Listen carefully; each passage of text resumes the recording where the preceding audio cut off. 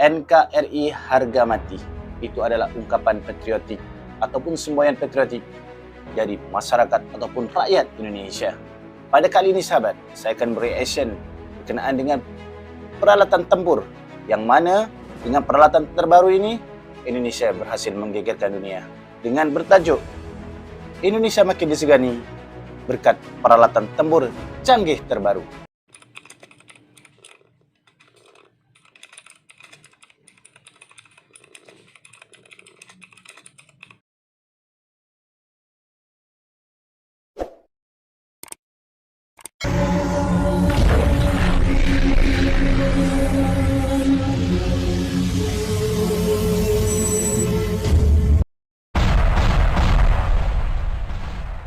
Assalamualaikum warahmatullahi wabarakatuh. 3. Oke.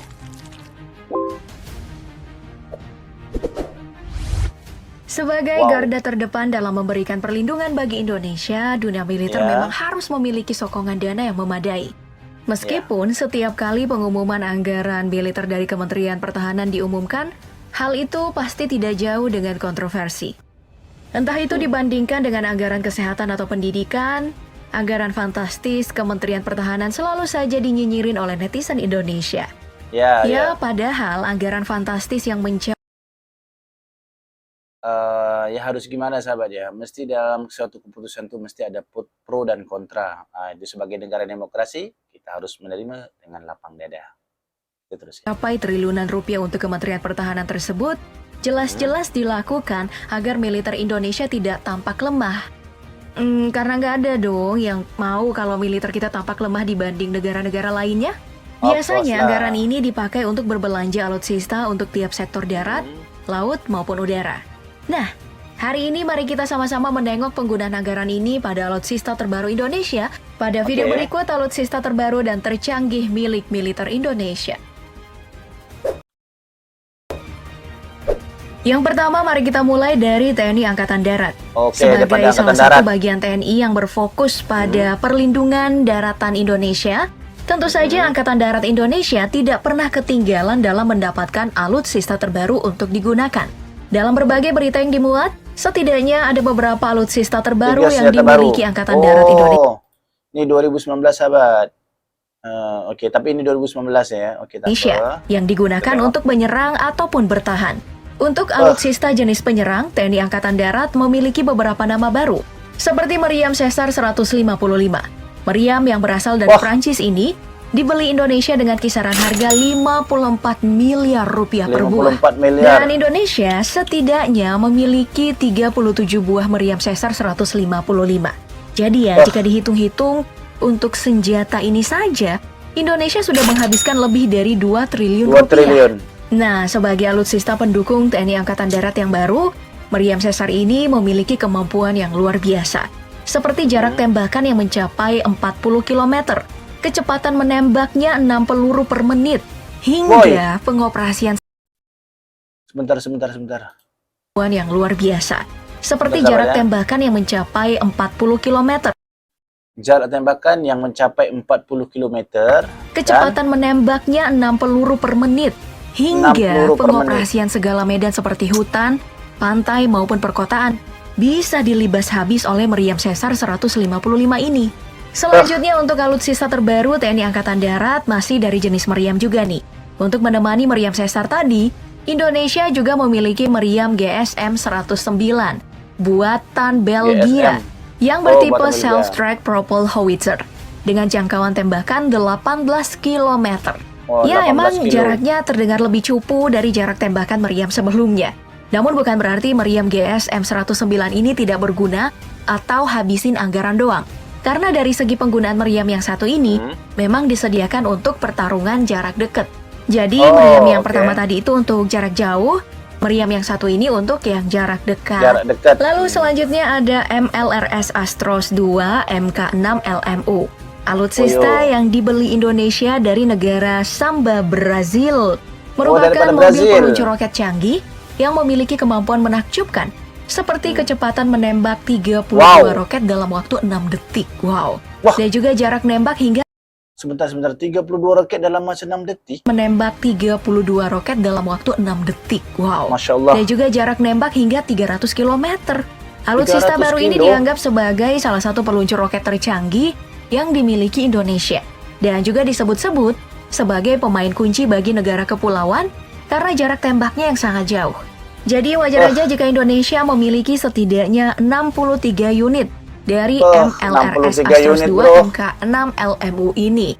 Meskipun Indonesia harus menghabiskan dana fantastis mencapai 3,8 miliar rupiah untuk mendatangkan peluncur roket Astros. Sekarang mari kita pindah ke sistem pertahanan yang baru saja didatangkan oleh Indonesia untuk TNI Angkatan Darat, yaitu NASAMS. Wah, NASAMS. Bagi kamu yang mengikuti konflik Palestina-Israel, NASAMS ini memiliki fungsi yang sama dengan Iron Dome Israel, yaitu menghancurkan misil musuh di atas langit. Ya, meskipun NASAMS ini tidak memiliki jangkauan 100 km seperti Iron Dome, dan hanya memiliki jangkauan sekitar 30 km aja. Tapi sebagai satu-satunya alat pertahanan rudal yang dimiliki Indonesia, NASAMS ini setidaknya sudah memberi sedikit rasa aman. Membicarakan alutsista TNI Angkatan Darat sepertinya nggak lengkap nih kalau tidak menyinggung tentang tank yang menjadi alutsista paling ikonik dari Angkatan Darat tersebut. Nah, untuk tank sendiri, sepertinya Indonesia tidak lagi berfokus untuk membeli tank dari luar negeri, dan sekarang akan berfokus pada pengembangan tank Harimau yang merupakan tank karya anak bangsa. Karya anak bangsa. Oke, ini tank Harimau karya anak bangsa Indonesia, sahabat. Semoga terus maju, sahabat, ya, membentengi negara kepulauan Republik Indonesia. Produksi oleh PT Pindad. Bahkan untuk menunjukkan keseriusan tersebut, PT Pindad menggandeng perusahaan dari Amerika Serikat dalam memutakhirkan tank Harimau. Jadi tentu saja hal ini menjadi kabar gembira untuk kita semua, karena siapa tahu tank Indonesia bisa menyaingi tank-tank negara maju seperti M1 Abrams milik Amerika.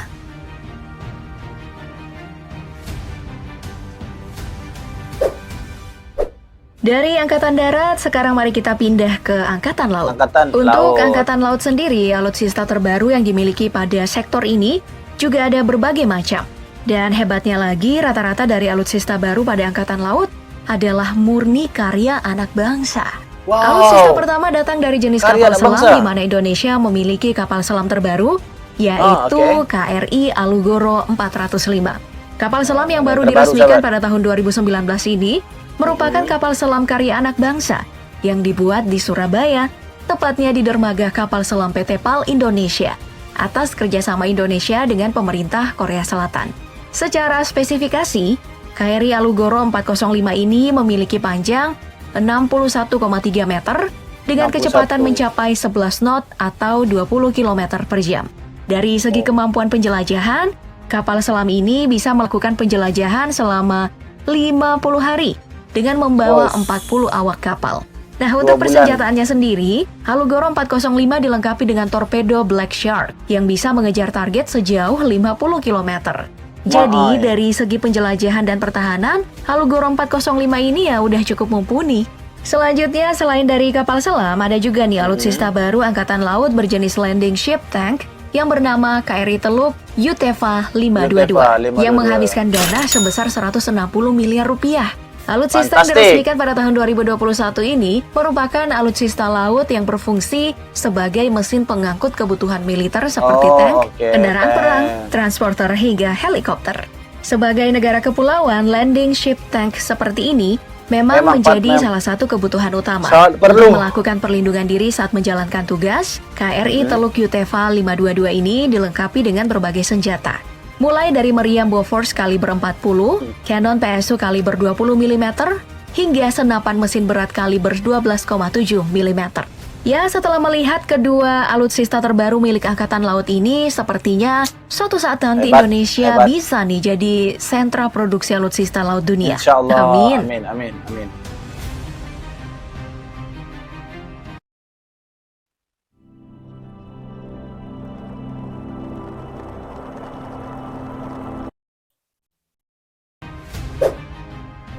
Selesai membahas Angkatan Laut, sekarang tentu aja kita akan pindah ke Angkatan Udara. Karena di dunia peperangan modern, sektor yang satu ini memegang peran kunci dalam kemenangan sebuah perang.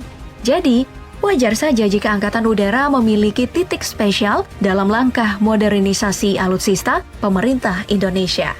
Bicara tentang alutsista baru, Angkatan Udara Indonesia hari ini lebih banyak berfokus pada membeli berbagai jenis pesawat jet modern, seperti pesawat jet tempur Dassault Rafale. Dalam rencana modernisasi alutsista, pemerintah Indonesia setidaknya membeli 36 buah jet tempur Rafale dari Prancis. Gak main-main nih. Sebelum ini saya pernah mereaction video ini sahabat. Sahabat boleh tengok di video-video sebelumnya saya. Saya pernah mereaction nih berkenaan dengan Rafale nih. Harga satu buah jet Rafale ini mencapai 1,3 triliun rupiah, yang membuat belanja militer Indonesia membengkak hingga 46,8 triliun rupiah hanya untuk jet Rafale. Bro.